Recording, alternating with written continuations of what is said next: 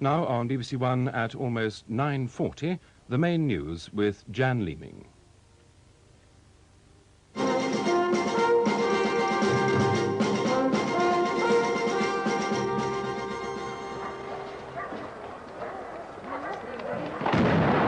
Dramatic end of the six-day siege.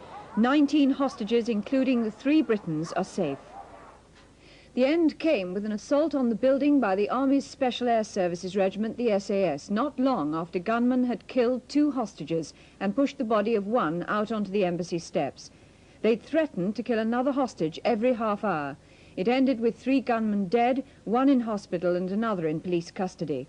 Kate Adey watched the day's events. At 7 o'clock, armed police moved in front of the embassy.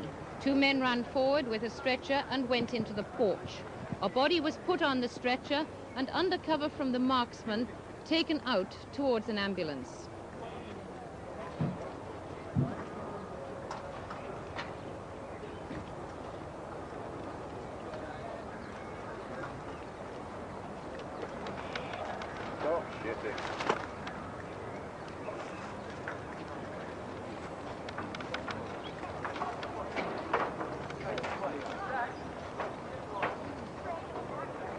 Then Scotland Yard told the waiting press that 3 shots had been fired and a hostage had been killed.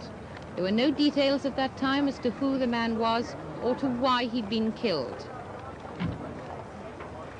The atmosphere seemed calm, with just a little tension in the air.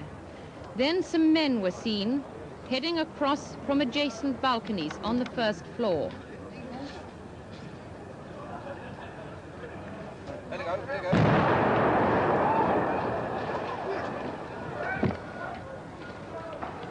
That was a bomb. That was a bomb.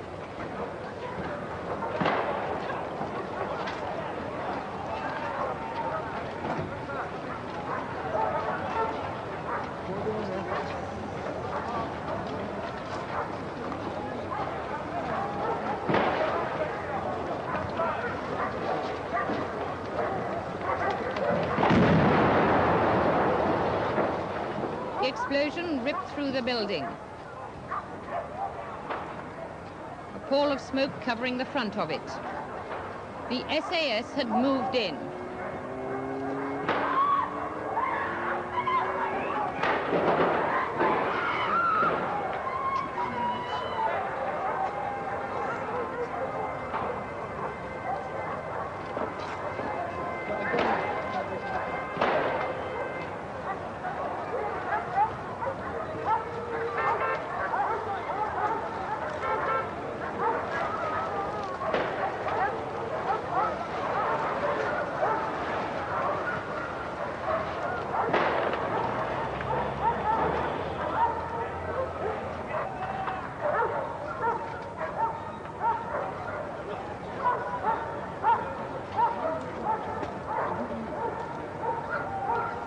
After a second explosion, smoke obscured the front of the embassy again.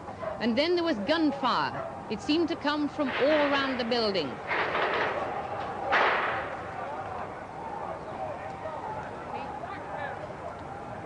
By this time, the police and the press nearby were told to take cover, and they scrambled behind cars and equipment.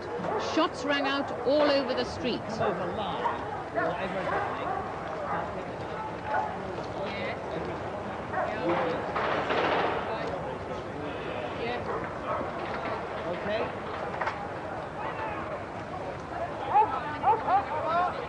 The 2 explosions caused a fire, and flames were seen on the first floor. Meanwhile, people were still taking cover in the streets outside, and no one was moving towards the building. The SAS were inside.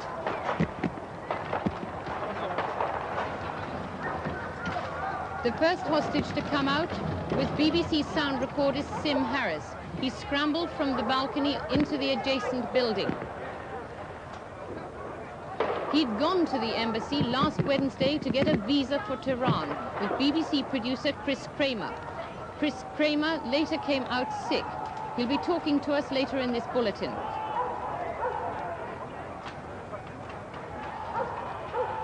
The embassy by then was surrounded by activity.